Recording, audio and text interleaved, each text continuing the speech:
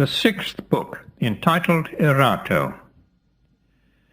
Aristagoras, the author of the Ionian revolt, perished in the way which I have described. Meanwhile, Histiaeus, tyrant of Miletus, who had been allowed by Darius to leave Susa, came down to Sardis. On his arrival, being asked by Artaphernes, the Sardian satrap, what he thought was the reason that the Ionians had rebelled, he made answer that he couldn't conceive, and it had astonished him greatly, pretending to be quite unconscious of the whole business. Artaphernes, however, who perceived that he was dealing dishonestly, and who had in fact full knowledge of the whole history of the outbreak, said to him, "I'll tell thee how the case stands, Histiaeus.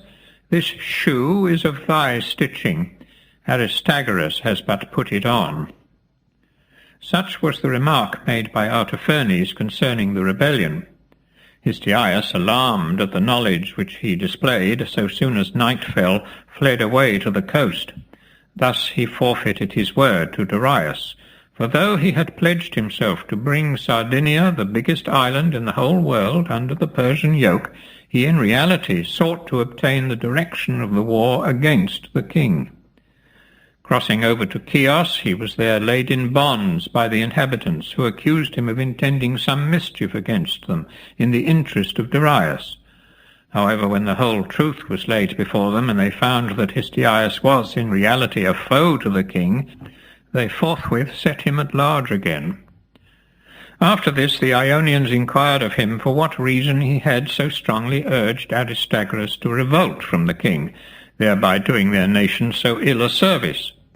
In reply, he took good care not to disclose to them the real cause, but told them that King Darius had intended to remove the Phoenicians from their own country and place them in Ionia, while he planted the Ionians in Phoenicia, and that it was for this reason he sent Aristagoras the order. Now it wasn't true that the king had entertained any such intention, but Histiaeus succeeded hereby in arousing the fears of the Ionians.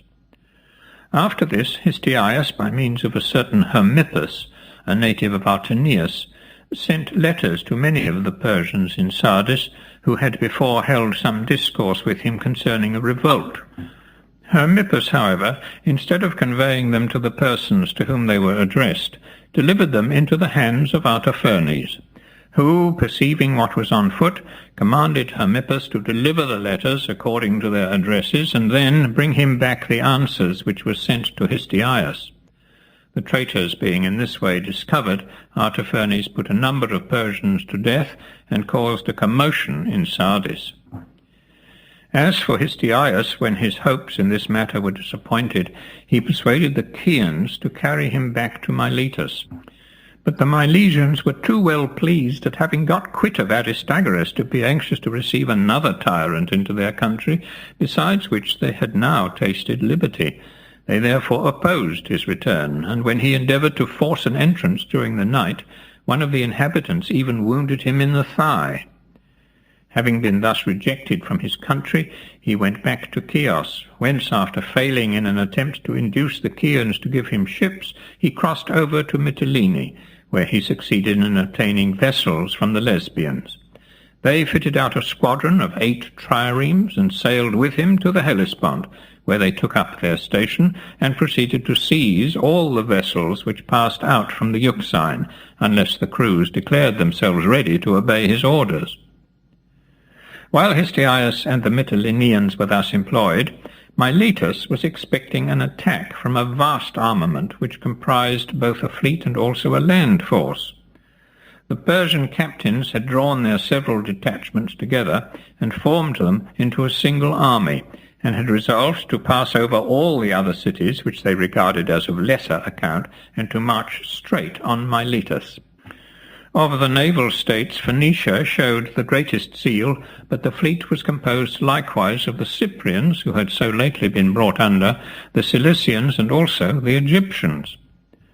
While the Persians were thus making preparations against Miletus and Ionia, the Ionians, informed of their intent, sent their deputies to the Panionium, and held a council upon the posture of their affairs. Hereat it was determined that no land force should be collected to oppose the Persians, but that the Milesians should be left to defend their own walls as they could, At the same time they agreed that the whole naval force of the states, not excepting a single ship, should be equipped and should muster at Leyde, a small island lying off Miletus, to give battle on behalf of the place.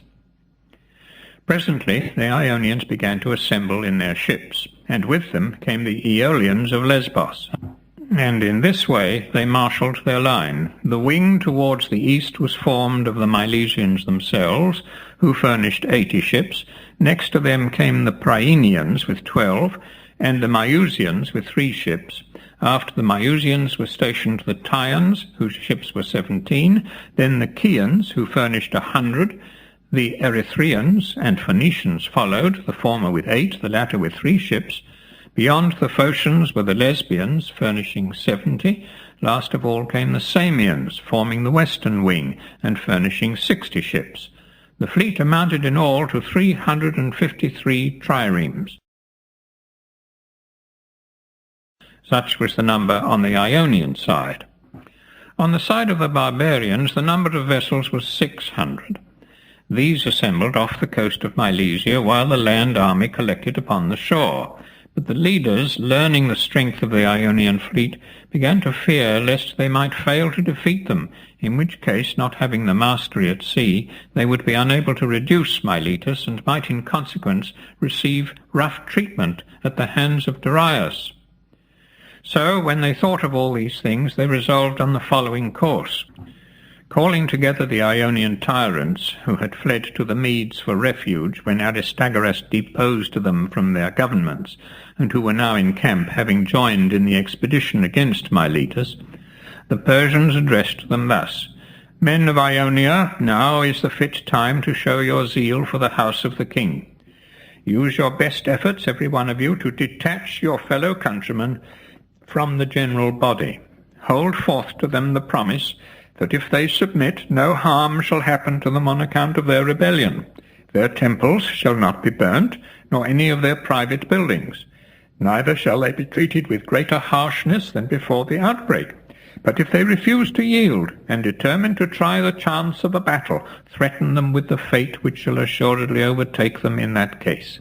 Tell them, when they are vanquished in fight, they shall be enslaved. Their boys shall be made eunuchs, and their maidens transported to Bactra, while their country shall be delivered into the hands of foreigners. Thus spake the Persians.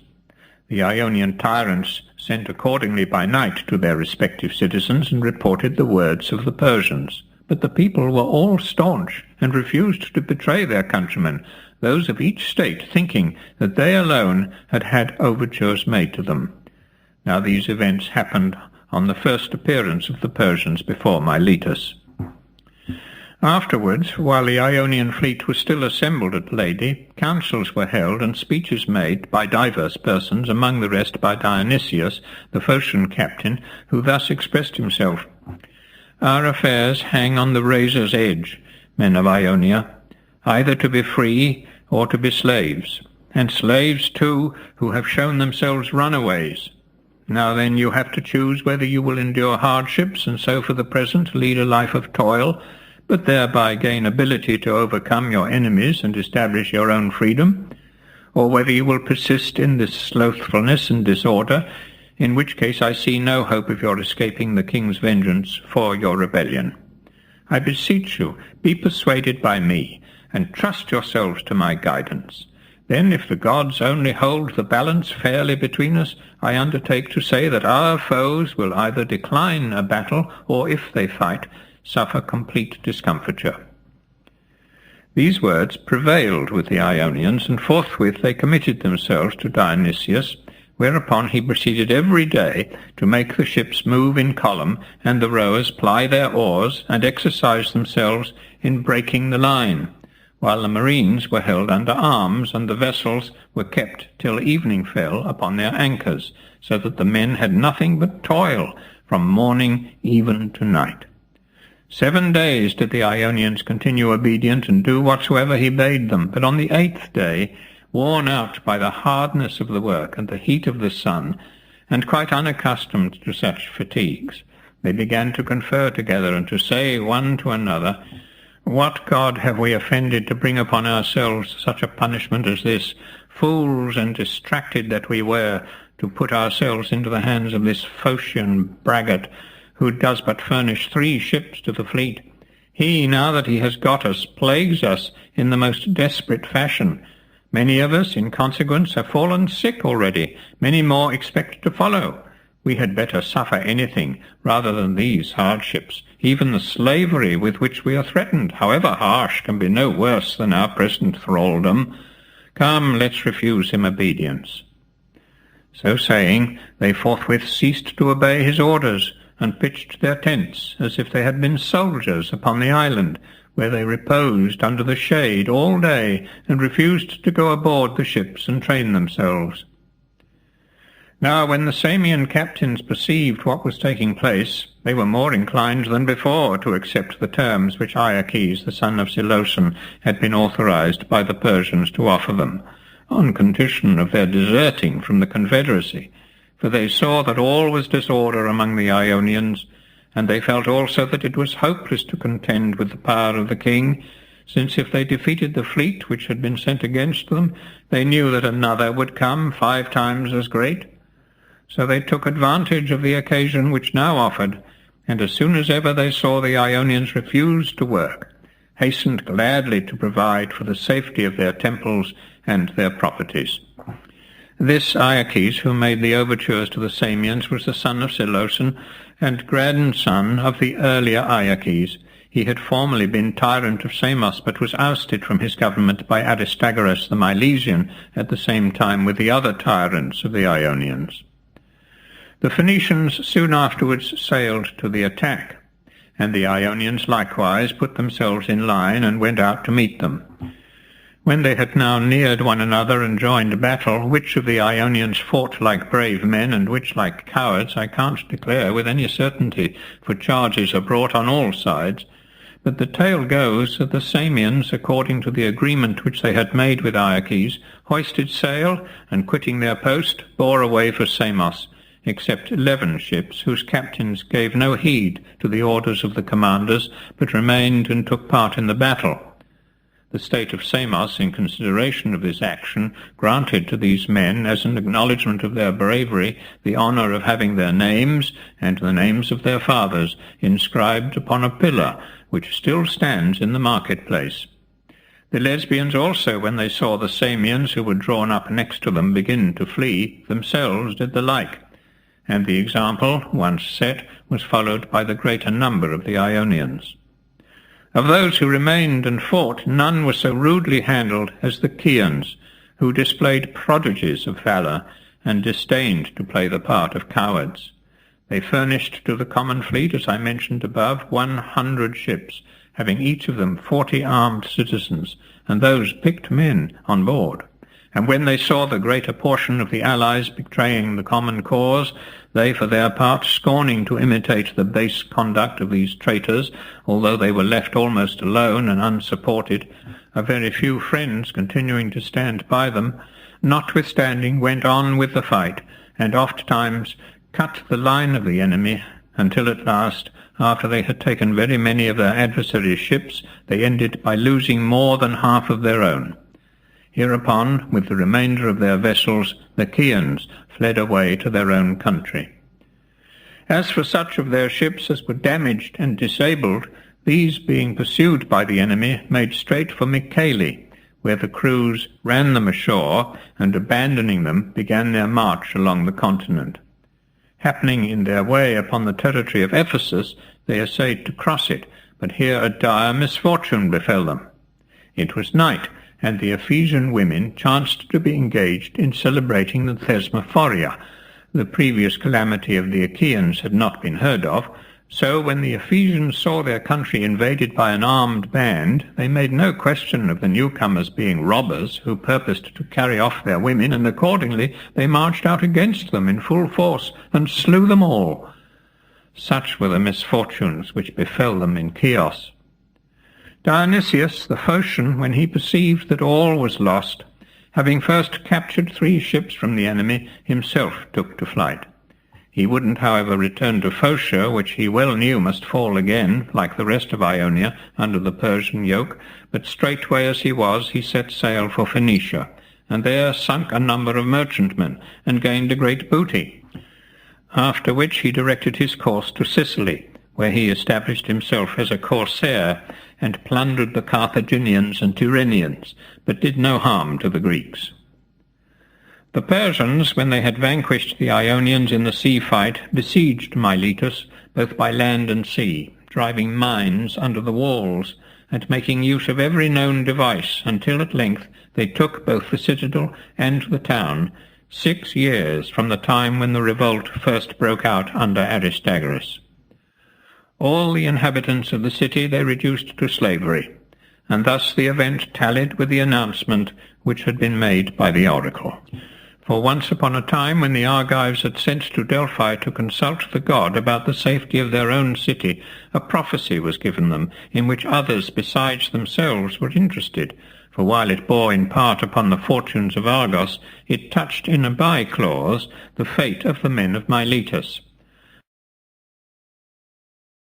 I'll set down the portion which concerned the Argives when I come to that part of my history, mentioning at present only the passage in which the absent Milesians were spoken of. This passage was as follows: Then shalt thou, Miletus, so oft the contriver of evil, be thyself to many a feast and an excellent booty. Then shall thy matrons wash the feet of long-haired masters. Others shall then possess our loved Didymian temple. Such a fate now befell the Milesians, for the Persians, who wore their hair long after killing most of the men, made the women and children slaves, and the sanctuary at Didyma, the oracle no less than the temple, was plundered and burnt, of the riches whereof I have made frequent mention in other parts of my history. Those of the Milesians whose lives were spared, being carried prisoners to Susa, received no ill treatment at the hands of King Darius, but were established by him in Empe, a city on the shores of the Erythraean Sea, near the spot where the Tigris flows into it. Miletus itself and the plain about the city were kept by the Persians for themselves, while the hill country was assigned to the Carians of Pedasus. And now the Sybarites, who after the loss of their city occupied Laius and Skidrus, failed duly to return the former kindness of the Milesians. For these last, when Sybaris was taken by the Crotoniates, made a great mourning, all of them, youths as well as men, shaving their heads. Since Miletus and Sybaris were, of all the cities whereof we have any knowledge, the two most closely united to one another. The Athenians, on the other hand, showed themselves beyond measure afflicted at the fall of Miletus, in many ways expressing their sympathy, and especially by their treatment of Phrynichus. For when this poet brought out upon the stage his drama of the capture of Miletus, the whole theatre burst into tears, and the people sentenced him to pay a fine of 1,000 drachmas for recalling to them their own misfortunes. They likewise made a law that no one should ever again exhibit that piece.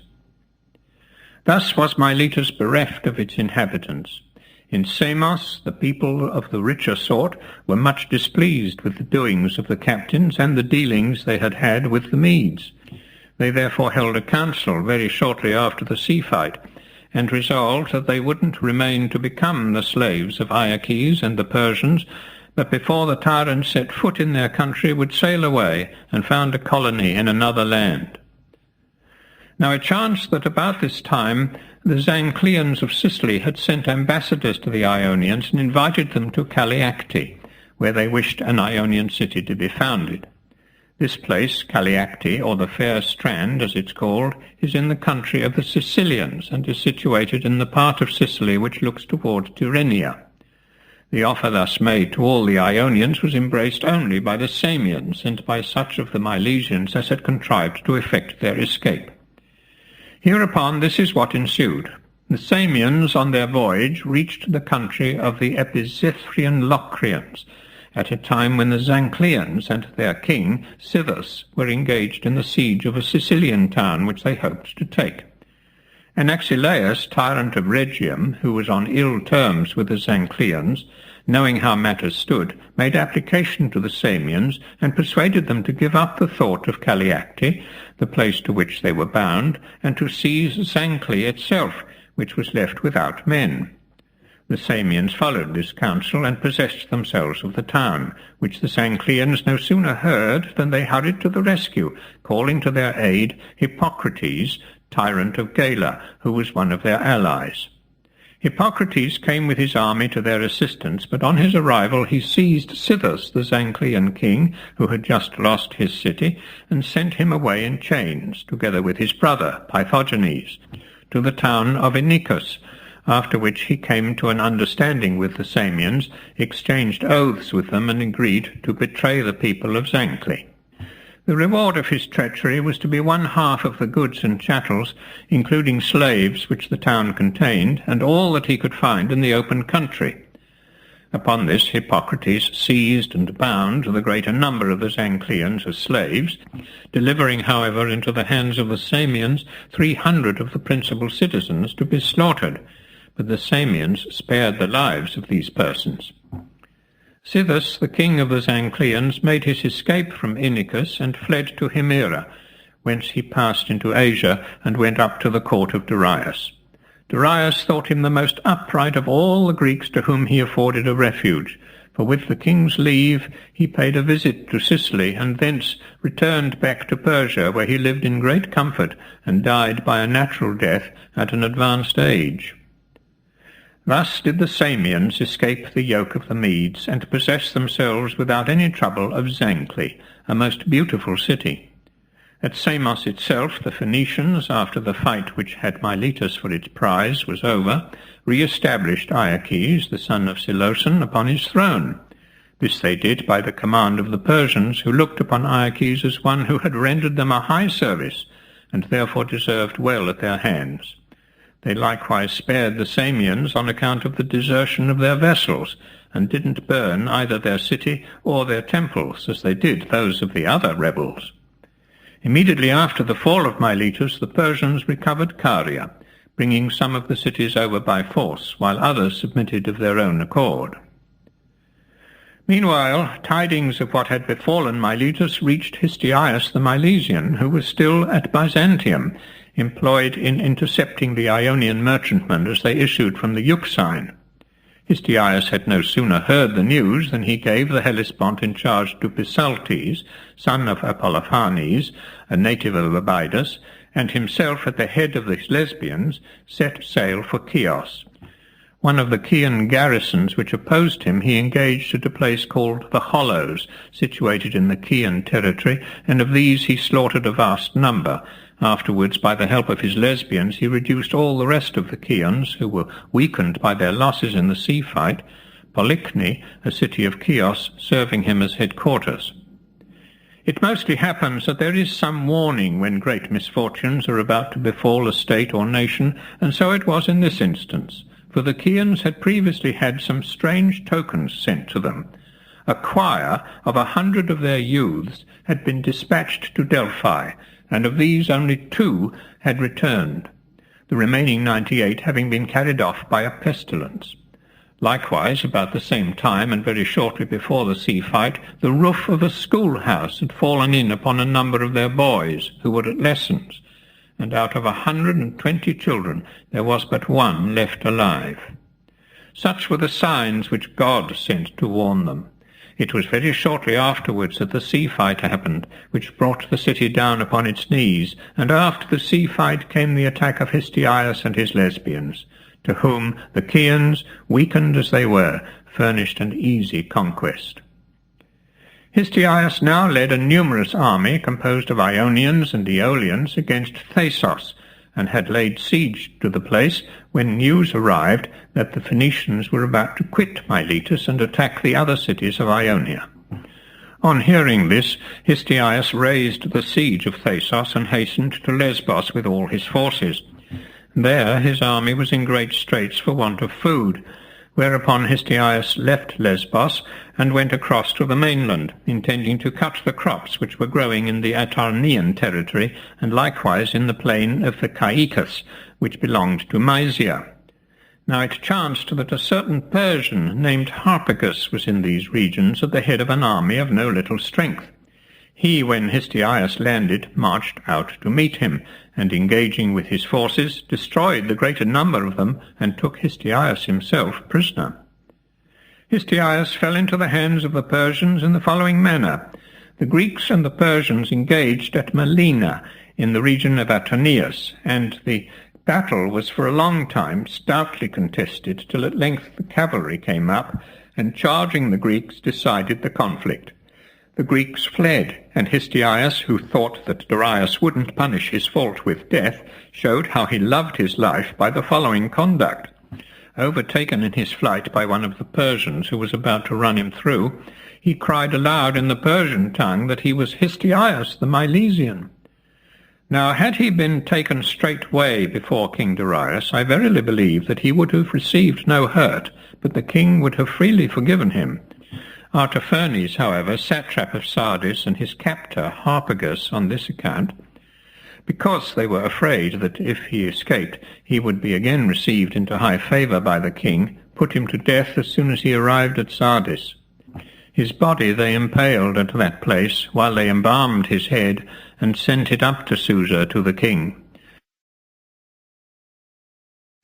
Darius, when he learned what had taken place, found great fault with the men engaged in this business for not bringing Histiaeus alive into his presence, and commanded his servants to wash and dress the head with all care, and then bury it as the head of a man who had been a great benefactor to himself and the Persians. Such was the sequel of the history of Histiaeus. The naval armament of the Persians wintered at Miletus, and in the following year proceeded to attack the islands off the coast, Chios, Lesbos, and Tenedos, which were reduced without difficulty. Whenever they became masters of an island, the barbarians in every single instance netted the inhabitants. Now the mode in which they practice this netting is the following. Men join hands so as to form a line across from the north coast to the south, and then march through the island from end to end and hunt out the inhabitants. In like manner the Persians took also the Ionian towns upon the mainland, not however netting the inhabitants, as it wasn't possible. And now their generals made good all the threats wherewith they had menaced the Ionians before the battle. For no sooner did they get possession of the towns than they chose out all the best favoured boys and made them eunuchs, while the most beautiful of the girls they tore from their homes and sent as presents to the king, at the same time burning the cities themselves with their temples. Thus were the Ionians for the third time reduced to slavery, once by the Lydians, and a second, and now a third time, by the Persians. The sea force, after quitting Ionia, proceeded to the Hellespont, and took all the towns which lie on the left shore as one sails into the straits. For the cities on the right bank had already been reduced by the land force of the Persians. Now these are the places which border the Hellespont on the European side, the Chersonese, which contains a number of cities, Perinthus, the forts in Thrace, Celibria, and Byzantium. The Byzantines at this time, and their opposite neighbours, the Chalcedonians, instead of waiting the coming of the Phoenicians, quitted their country and sailed into the Euxine, took up their abode at the city of Mesembria. The Phoenicians, after burning all the places above mentioned, proceeded to Proconnesus and Artica, which they likewise delivered to the flames. This done, they returned to the Chersonese, being minded to reduce those cities which they hadn't ravaged in their former cruise. Upon Cyzicus they made no attack at all, as before their coming the inhabitants had made terms with Oiberes, the son of Megabazus and satrap of Dascylium, and had submitted themselves to the king. In the Chersonese the Phoenicians subdued all the cities excepting Cardia. Up to this time, the cities of the Chersonese had been under the government of Miltiades, the son of Cimon, and grandson of Stesichorus, to whom they had descended from Miltiades, the son of Cypselus, who obtained possession of them in the following manner.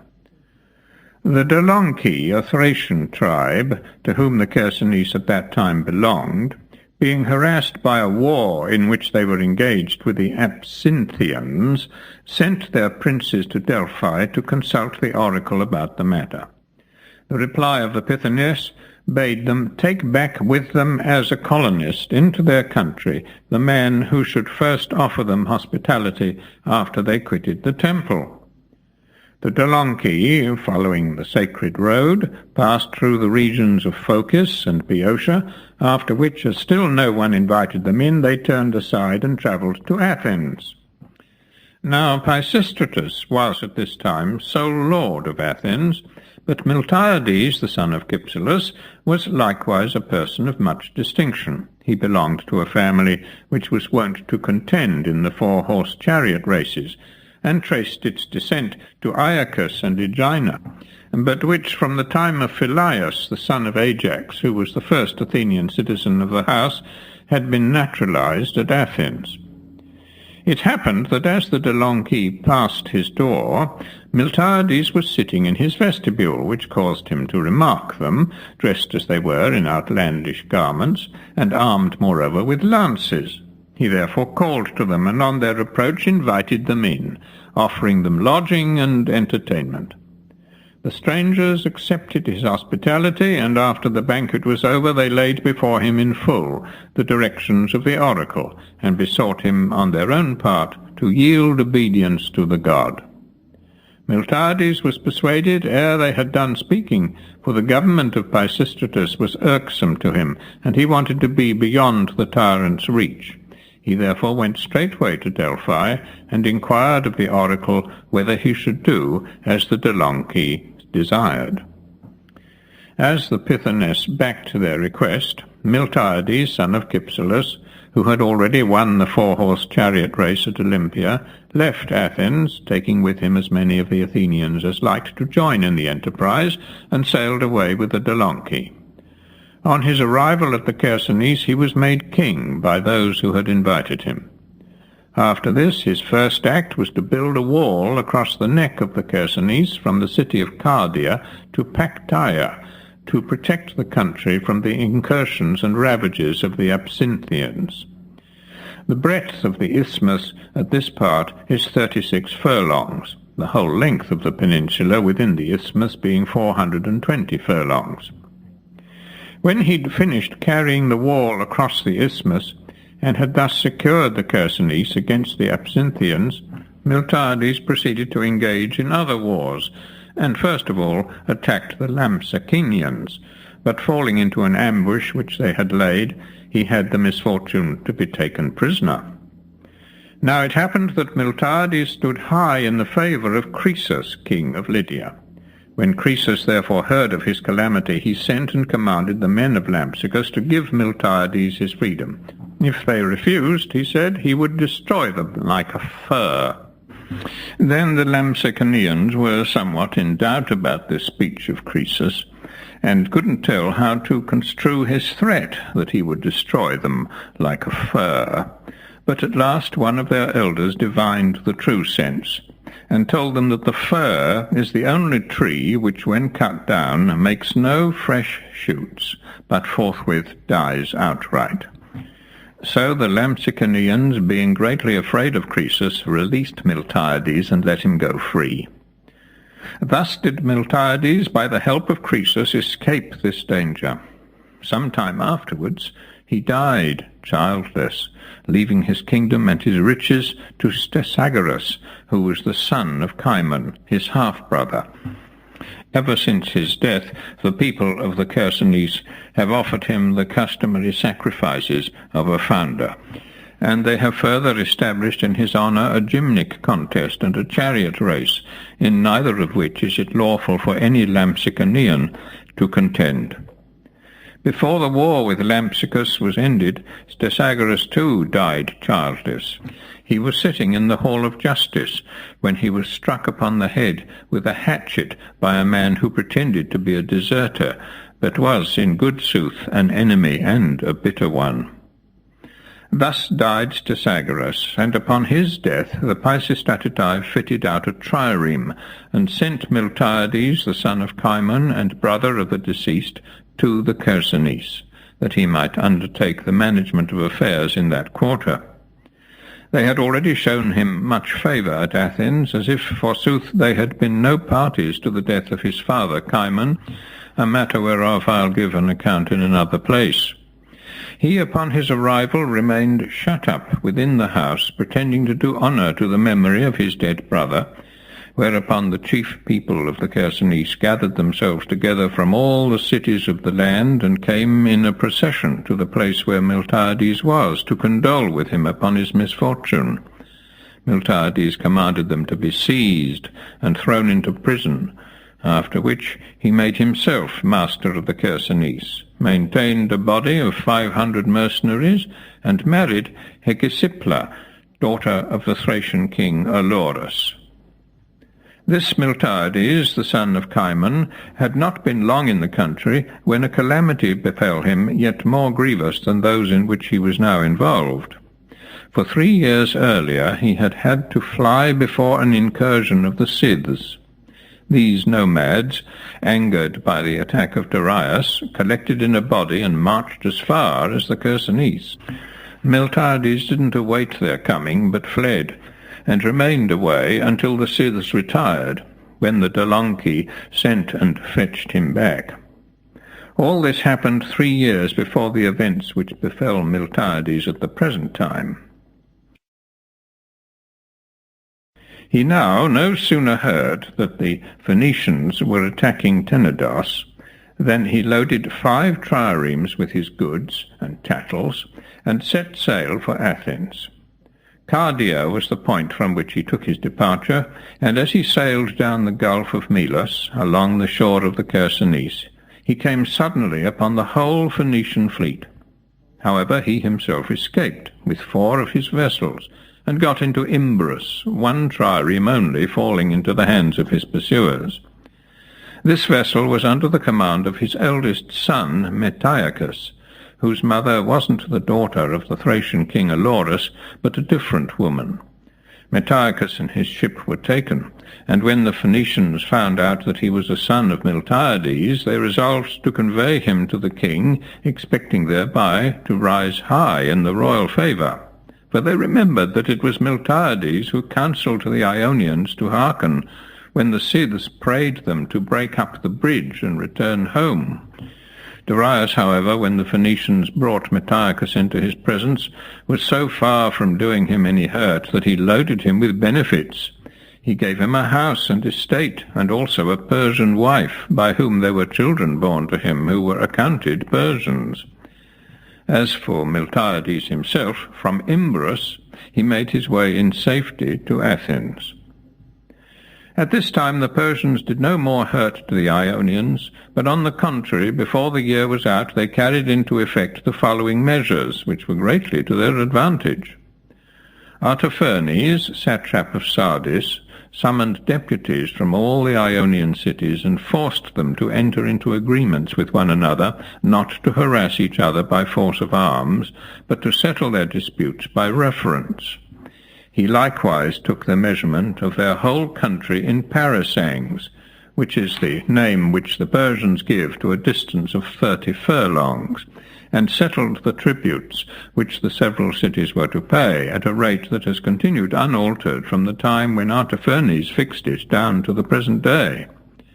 The rate was very nearly the same as that which had been paid before the revolt. Such were the peaceful dealings of the Persians with the Ionians. The next spring Darius superseded all the other generals and sent down Mardonius, the son of Gobryas, to the coast, and with him a vast body of men, some fit for sea, others for land service. Mardonius was a youth at this time, and had only lately married Artazostra, the king's daughter.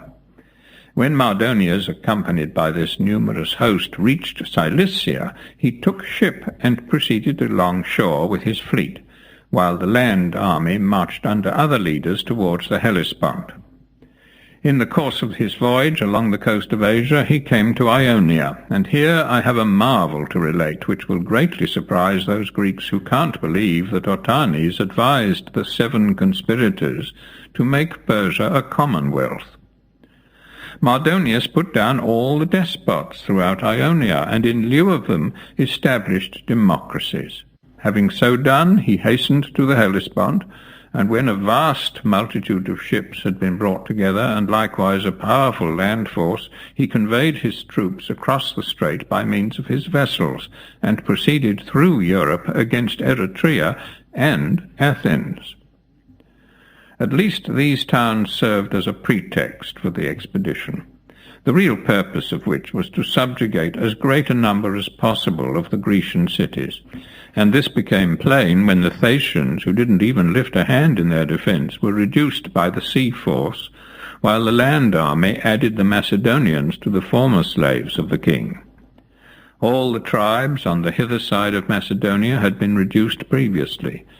From Thasos the fleet stood across to the mainland, and sailed along shore to Acanthus, whence an attempt was made to double Mount Athos. But here a violent north wind sprang up, against which nothing could contend, and handled a large number of the ships with much rudeness, shattering them and driving them aground upon Athos. It is said the number of the ships destroyed was little short of 300, and the men who perished were more than 3,000, for the sea about Athos abounds in monsters beyond all others, and so a portion were seized and devoured by these animals, while others were dashed violently against the rocks. Some, who didn't know how to swim, were engulfed, and some died of the cold. While thus it fared with the fleet, on land Mardonius and his army were attacked in their camp during the night by the Brigi, a tribe of Thracians, and here vast numbers of the Persians were slain, and even Mardonius himself received a wound. The Brigi nevertheless didn't succeed in maintaining their own freedom, for Mardonius wouldn't leave the country till he had subdued them and made them subjects of Persia. Still, though he brought them under the yoke, the blow which his land force had received at their hands, and the great damage done to his fleet off Athos, induced him to set out upon his retreat, and so this armament, having failed disgracefully, returned to Asia.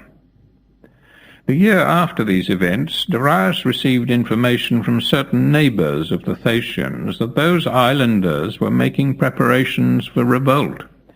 He therefore sent a herald, and bade them dismantle their walls and bring all their ships to Abdera.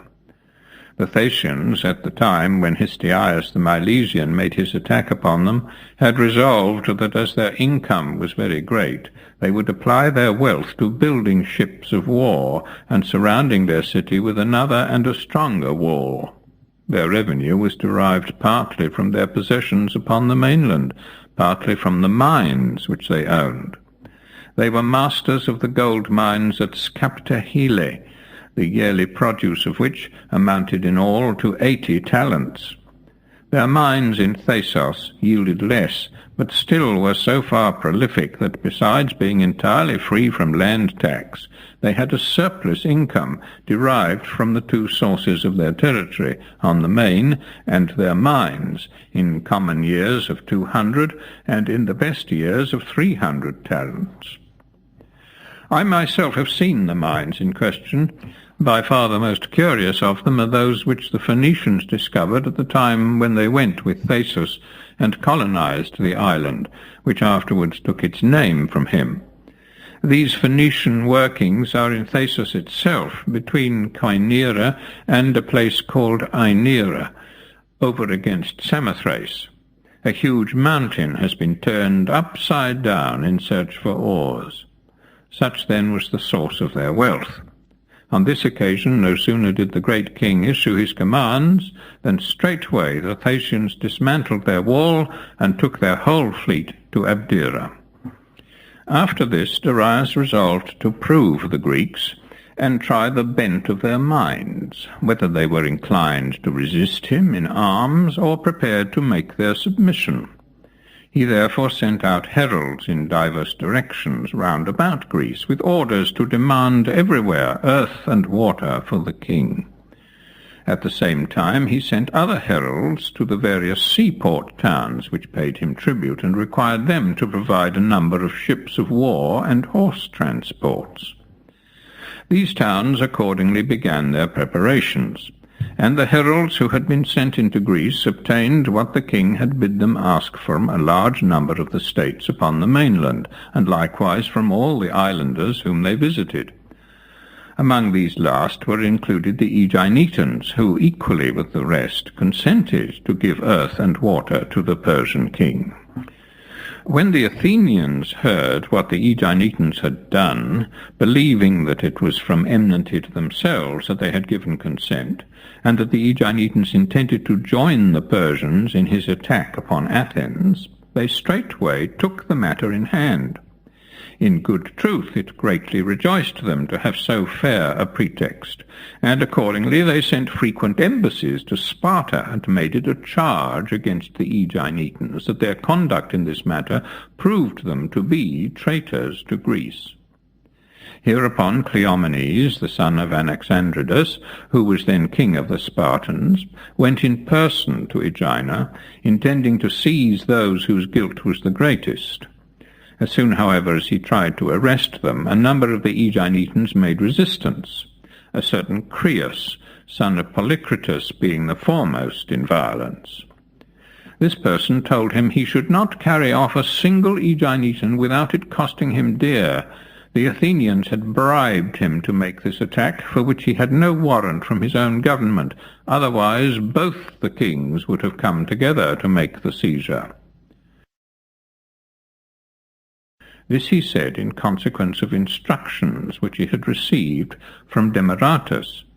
Hereupon Cleomenes, finding that he must quit Aegina, asked Creus his name, and when Creus told him, "Get thy horns tipped with brass with all speed, O Creus," he said, "for thou wilt have to struggle with a great danger." Meanwhile Demaratus, son of Ariston, was bringing charges against Cleomenes at Sparta. He too, like Cleomenes, was king of the Spartans, but he belonged to the lower house, not indeed that his house was of any lower origin than the other, for both houses are of one blood, but the house of Eurysthenes is the more honoured of the two, inasmuch as it is the elder branch. The Lacedaemonians declare, contradicting therein all the poets, that it was King Aristodemus himself, son of Aristomachus, grandson of Cleodius, and great-grandson of Hyllus, who conducted them to the land which they now possess, and not the sons of Aristodemus. The wife of Aristodemus, whose name, they say, was Argaia, and who was daughter of Ortesian, son of Tisamenus, grandson of Thersander, and great-grandson of Polynices, within a little while after their coming into the country, gave birth to twins. Aristodemus just lived to see his children, but died soon afterwards of a disease. The Lacedaemonians of that day determined, according to custom, to take for their king the elder of the two children. But they were so alike, and so exactly of one size, that they couldn't possibly tell which of the two to choose. So when they found themselves unable to make a choice, or haply even earlier, they went to the mother and asked her to tell them which was the elder, whereupon she declared that she herself didn't know the children apart, although in good truth she knew them very well, and only feigned ignorance, in order that, if it were possible, both of them might be made kings of Sparta. The Lacedaemonians were now in a great strait, so they sent to Delphi and inquired of the oracle how they should deal with the matter. The Pythoness made answer, "Let both be taken to be kings, but let the elder have the greater honour." So the Lacedaemonians were in as great a strait as before, and couldn't conceive how they were to discover which was the firstborn, till at length a certain Messenian, by name Panites, suggested to them to watch and see which of the two the mother washed and fed first. If they found she always gave one the preference, that fact would tell them all they wanted to know.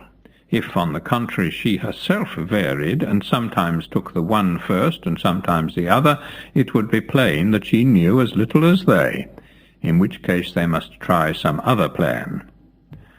The Lacedaemonians did according to the advice of the Messenian, and without letting her know why, kept a watch upon the mother, by which means they discovered that whenever she either washed or fed her children, she always gave the same child the preference. So they took the boy whom the mother honoured the most, and regarding him as the firstborn, brought him up in the palace. And the name which they gave to the elder boy was Eurysthenes, while his brother they called Procles. When the brothers grew up, there was always, as long as they lived, enmity between them, and the houses sprung from their loins have continued the feud to this day. Thus much is related by the Lacedaemonians, but not by any of the other Greeks. In what follows I'll give the tradition of the Greeks generally. The kings of the Dorians, they say, counting up to Perseus, son of Danae, and so omitting the god, are rightly given in the common Greek lists, and rightly considered to have been Greeks themselves, for even at this early time they ranked among the people. I say up to Perseus, and not further, because Perseus has no mortal father by whose name he's called, as Heracles has in Amphitryon, whereby it appears that I've reason on my side, and am right in saying up to Perseus. If we follow the line of Danae, daughter of Acrisius, and trace her progenitors, we shall find that the chiefs of the Dorians are really genuine Egyptians.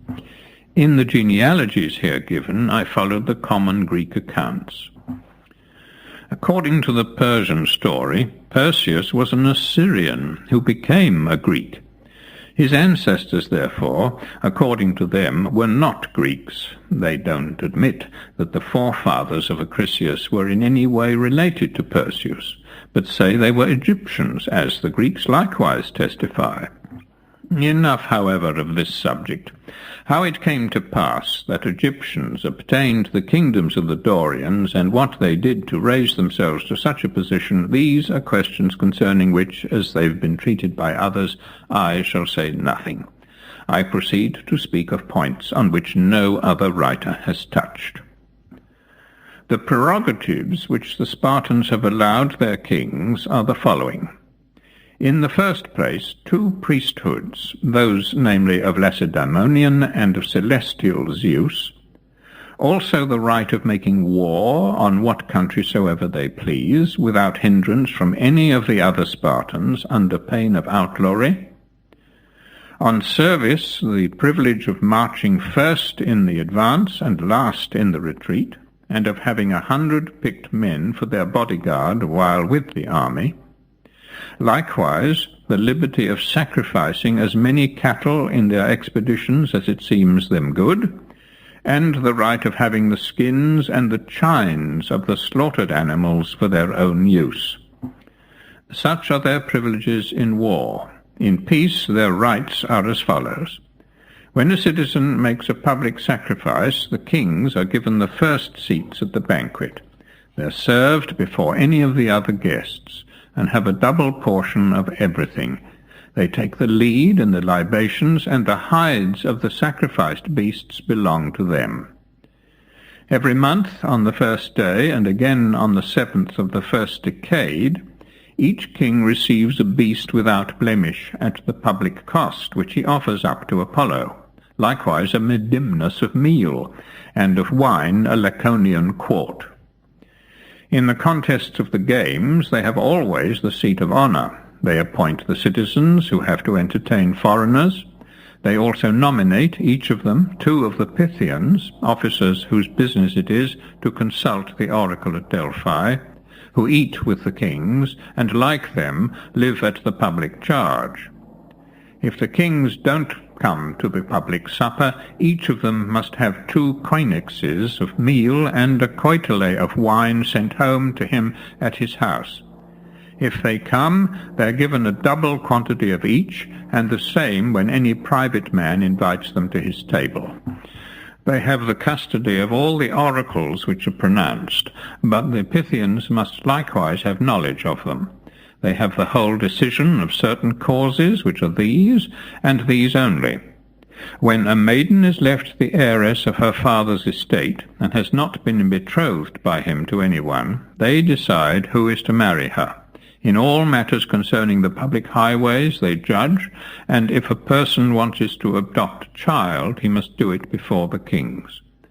They likewise have the right of sitting in council with the 28 senators, and if they aren't present, then the senators nearest of kin to them have their privileges and give 2 votes as the royal proxies, besides a 3rd vote which is their own. Such are the honours which the Spartan people have allowed their kings during their lifetime. After they are dead, other honours await them. Horsemen carry the news of their death through all Laconia, while in the city the women go hither and thither drumming upon a kettle. At this signal, in every house 2 free persons, a man and a woman, must put on mourning, or else be subject to a heavy fine.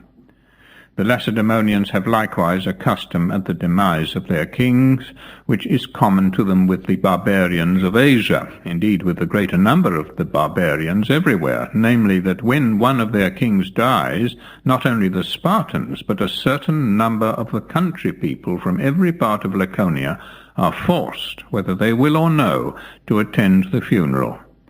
So these persons and the Helots, and likewise the Spartans themselves, flock together to the number of several thousands, men and women intermingled, and all of them smite their foreheads violently, and weep and wail without stint, saying always that their last king was the best.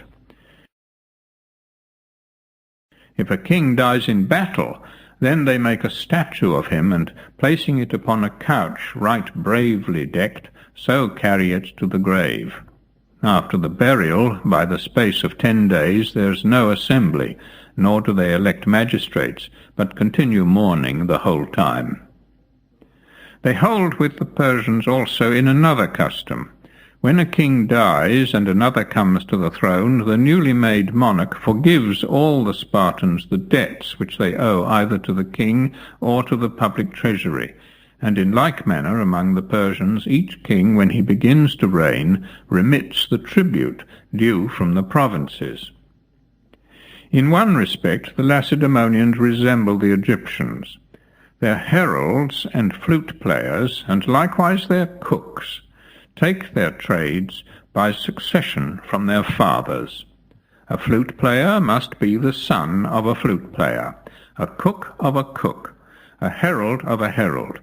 And other people cannot take advantage of the loudness of their voice to come into the profession to shut out the herald's sons, but each follows his father's business. Such are the customs of the Lacedaemonians. At the time of which we're speaking, while Cleomenes in Aegina was labouring for the general good of Greece, Demaratus at Sparta continued to bring charges against him, moved not so much by love of the Aeginetans as by jealousy and hatred of his colleague. Cleomenes, therefore, was no sooner returned from Aegina than he considered with himself how he might deprive Demaratus of his kingly office, and here the following circumstance furnished a ground for him to proceed upon. Ariston, king of Sparta, had been married to 2 wives, but neither of them had borne him any children. As, however, he still thought it was possible he might have offspring, he resolved to wed a 3rd, and this was how the wedding was brought about. He had a certain friend, a Spartan, with whom he was more intimate than with any other citizen. This friend was married to a wife whose beauty far surpassed that of all the other women in Sparta, and what was still more strange, she had once been as ugly as she now was beautiful. For her nurse, seeing how ill-favoured she was, and how sadly her parents, who were wealthy people, took her bad looks to heart, bethought herself of a plan which was to carry the child every day to the temple of Helen at Therapna, which stands above the Phoibeum, and there to place her before the image and beseech the goddess to take away the child's ugliness. One day, as she left the temple, a woman appeared to her and begged to know what it was she held in her arms. The nurse told her it was a child, on which she asked to see it. But the nurse refused. The parents, she said, had forbidden her to show the child to anyone. However, the woman wouldn't take a denial, and the nurse, seeing how highly she prized a look, at last let her see the child. Then the woman gently stroked its head and said, "One day this child shall be the fairest dame in Sparta." And her looks began to change from that very day. When she was of marriageable age, Agitus, son of Alcides, the same whom I've mentioned above as the friend of Ariston, made her his wife. Now it chanced that Ariston fell in love with this person, and his love so preyed upon his mind that at last he devised as follows.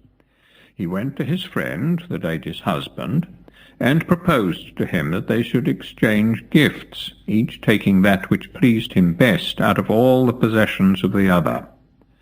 His friend, who felt no alarm about his wife, since Ariston was also married, consented readily, and so the matter was confirmed between them by an oath. Then Ariston gave Agitus the present, whatever it was, of which he had made choice, and when it came to his turn to name the present which he was to receive in exchange, required to be allowed to carry home with him Agitus's wife. But the other demurred and said, except his wife, he might have anything else. However, as he couldn't resist the oath which he had sworn, or the trickery which had been practised on him, at last he suffered Ariston to carry her away to his house. Ariston hereupon put away his second wife, and took for his third this woman, and she, in less than the due time, when she had not yet reached her full term of 10 months, gave birth to a child, the Demaratus of whom we have spoken. Then one of his servants came and told him the news, as he sat in council with the ephors, whereat, remembering when it was that the woman became his wife, he counted the months upon his fingers, and having so done, cried out with an oath, "The boy cannot be mine." This was said in the hearing of the ephors, but they made no account of it at the time. The boy grew up, and Ariston repented of what he had said, for he became altogether convinced that Demaratus was truly his son. The reason why he named him Demaratus was the following.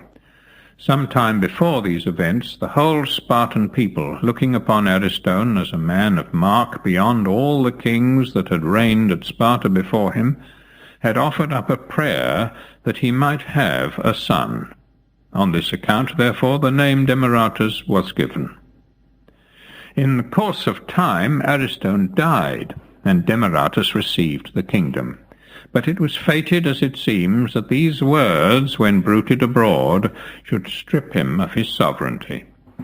This was brought about by means of Cleomenes, whom he had twice sorely vexed, once when he led the army home from Eleusis, and a second time when Cleomenes was gone across to Aegina against such as had espoused the side of the Medes.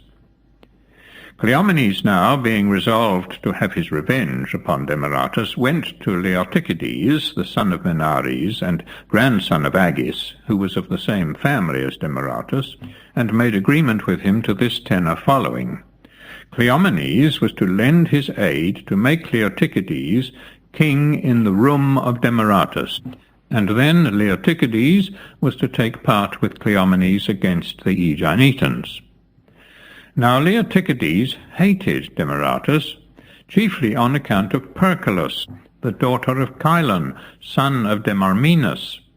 This lady had been betrothed to Leotychides, but Demaratus laid a plot and robbed him of his bride, forestalling him in carrying her off and marrying her. Such was the origin of the enmity. At the time of which we speak, Leotychides was prevailed upon by the earnest desire of Cleomenes to come forward against Demaratus and make oath that Demaratus was not rightful king of Sparta, since he was not the true son of Ariston. After he had thus sworn, Leotychides sued Demaratus and brought up against him the phrase which Ariston had let drop, when, on the coming of his servant to announce to him the birth of his son, he counted the months and cried out with an oath that the child was not his. It was on this speech of Ariston's that Leotychides relied to prove that Demaratus was not his son, and therefore not rightful king of Sparta, and he produced as witnesses the ephors who were sitting with Ariston at the time and heard what he said. At last, as there came to be much strife concerning this matter, the Spartans made a decree that the Delphic oracle should be asked to say whether Demaratus were Ariston's son or no. Cleomenes set them upon this plan, and no sooner was the decree passed than he made a friend of Cobon, the son of Aristophanes, a man of the greatest weight among the Delphians. And this Cobon prevailed upon Periala, the prophetess, to give the answer which Cleomenes wished. Accordingly, when the sacred messengers came and put their question, the Pythoness returned for answer that Demaratus was not Ariston's son. Some time afterwards all this became known, and Cobon was forced to fly from Delphi, while Periala the prophetess was deprived of her office. Such were the means whereby the deposition of Demaratus was brought about. But his flying from Sparta to the Medes was by reason of an affront which was put upon him. On losing his kingdom, he had been made a magistrate, and in that office soon afterwards, when the feast of the Gymnopaediae came round, he took his station among the lookers-on. Whereupon Leotychides, who was now king in his room, sent a servant to him and asked him by way of insult and mockery how it felt to be a magistrate after one had been a king. Demaratus, who was hurt at the question, made answer, "Tell him I have tried them both, but he has not. Howbeit this speech will be the cause to Sparta of infinite blessings, or else of infinite woes." Having thus spoken, he wrapped his head in his robe, and leaving the theatre, went home to his own house, where he prepared an ox for sacrifice, and offered it to Zeus, after which he called for his mother. When she appeared, he took of the entrails, and placing them in her hand, besought her in these words following: "Dear mother, I beseech you by all the gods, and chiefly by our own hearth-god Zeus, tell me the very truth, who was really my father? For Leotychides, in the suit which we had together, declared that when thou becamest Ariston's wife, thou didst already bear in thy womb a child by thy former husband. And others repeat a yet more disgraceful tale, that our groom found favour in thine eyes, and that I am his son. I entreat thee, therefore, by the gods, to tell me the truth, for if thou hast gone astray, thou hast done no more than many a woman, and the Spartans remark it as strange, if I am Ariston's son, that he had no children by his other wives." Thus spake Demaratus, and his mother replied as follows: "Dear son, since thou entreatest so earnestly for the truth, it shall indeed be fully told to thee. When Ariston brought me to his house, on the third night after my coming, there appeared to me one like to Ariston, who after staying with me a while rose, and taking the garlands from his own brows, placed them upon my head, and so went away. Presently, after Ariston entered, and when he saw the garlands which I still wore, asked me who gave them to me. I said 'twas he, but this he stoutly denied, whereupon I solemnly swore that it was none other, and told him he didn't do well to dissemble when he had so lately risen from my side and left the garlands with me. Then Ariston, when he heard my oath, understood that there was something beyond nature in what had taken place, and indeed it appeared that the garlands had come from the Hero temple, which stands by our court gates, the temple of him they call Astrabacchus. And the soothsayers, moreover, declared that the apparition was that very person. And now, my son, I've told thee all thou wouldest fain know. Either thou art the son of that hero, either thou mayst call Astrabacchus sire, or else Ariston was thy father.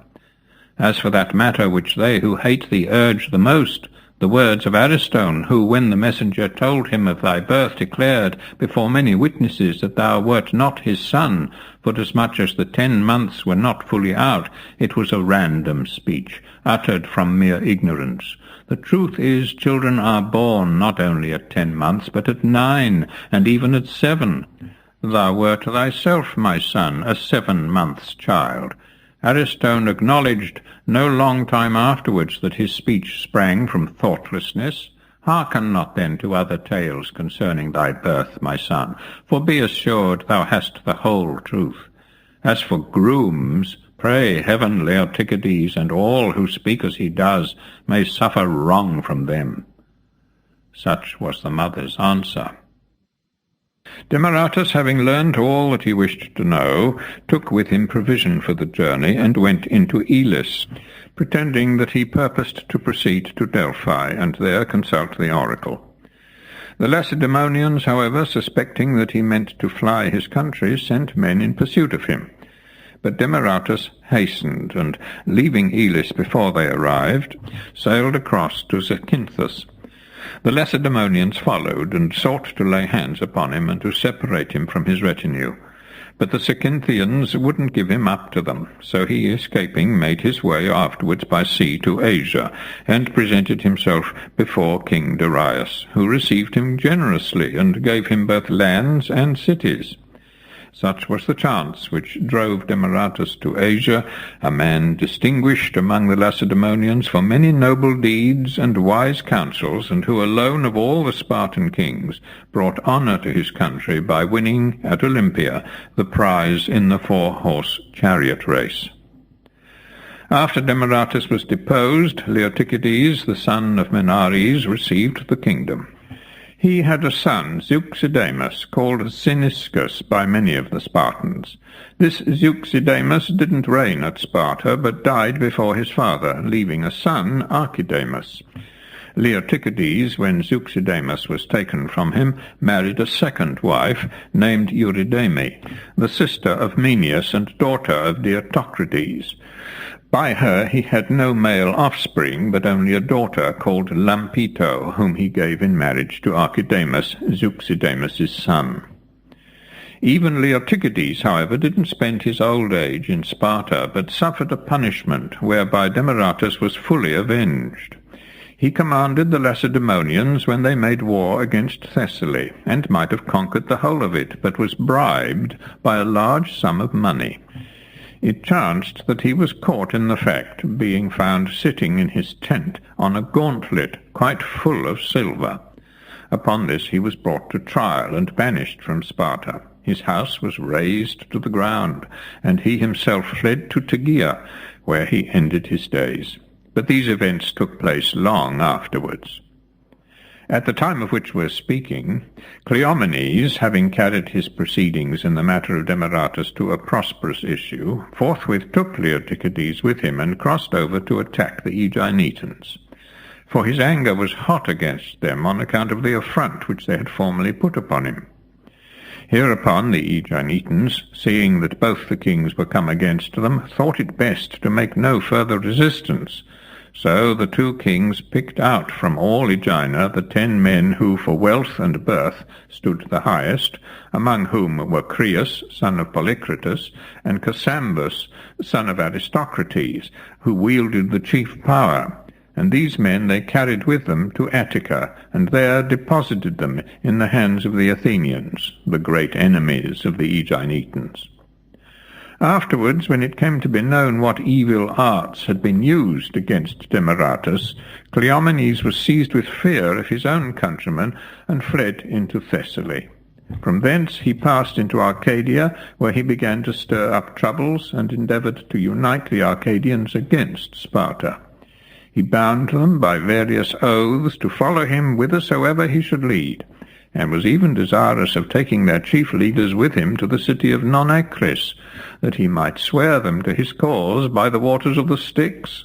For the waters of Styx, as the Arcadians say, are in that city, and this is the appearance they present. You see a little water dripping from a rock into a basin, which is fenced round by a low wall. Nonacris, where this fountain is to be seen, is a city of Arcadia near Pheneus. When the Lacedaemonians heard how Cleomenes was engaged, they were afraid, and agreed with him that he should come back to Sparta and be king as before. So Cleomenes came back, but had no sooner returned than he, who had never been altogether of sound mind, was smitten with downright madness. This he showed by striking every Spartan he met upon the face with his sceptre. On his behaving thus, and showing that he was gone quite out of his mind, his kindred imprisoned him, and even put his feet in the stocks. While so bound, finding himself left alone with a single keeper, he asked the man for a knife. The keeper at first refused, whereupon Cleomenes began to threaten him, until at last he was afraid, being only a helot, and gave him what he required. Cleomenes had no sooner got the steel than, beginning at his legs, he horribly disfigured himself, cutting gashes in his flesh along his legs, thighs, hips, and loins, until at last he reached his belly, which he likewise began to gash, whereupon, in a little time, he died. The Greeks generally think that this fate came upon him because he induced the Pythoness to pronounce against Demaratus.